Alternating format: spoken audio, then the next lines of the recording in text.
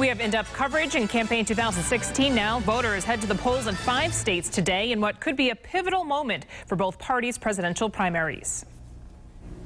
WPRI.com reporter Ted Nesi has been tracking the race from the start. He joins us now with more. And Ted, which states are going to be voting this evening? So, Kelly, tonight's voting, the heart of it is in the Midwest. You've got 3 big Midwestern states going to the polls: Ohio, Illinois, and Missouri. Then along with that, we have 2 big Southeastern states, Florida and North Carolina. All told, you got hundreds of delegates at stake across both parties. And for my fellow political junkies, the good news is we shouldn't have to stay up too late to get the results, because the polls close between 7 and 8 p.m. our time.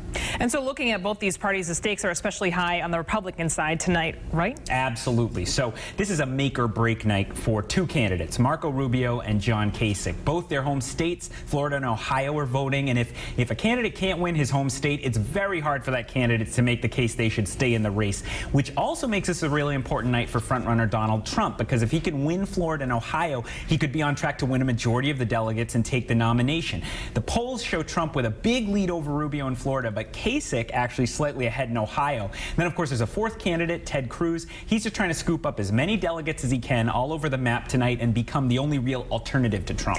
And now on the Democratic side, Hillary Clinton continues to hold that delegate lead, but Bernie Sanders really is not giving up the fight. What do they need to do tonight? Yeah, every time Hillary Clinton thinks she's pulling away with it, Bernie Sanders finds a way to fight back. We saw that last week when he pulled off that big upset win in Michigan. Now, tonight, Sanders has at least 2 big opportunities to beat Clinton again. Polls show a competitive race in Missouri and Illinois. But here's the problem for Sanders. When he beats Clinton, he only beats her by a little. But when Clinton beats Sanders, she beats him by a lot. And that means she's getting a lot more delegates than him over time. He's really got to change that dynamic fast if he wants to overtake her and get the nomination. This has definitely been an interesting election season for sure. Ted, thanks so much for joining us.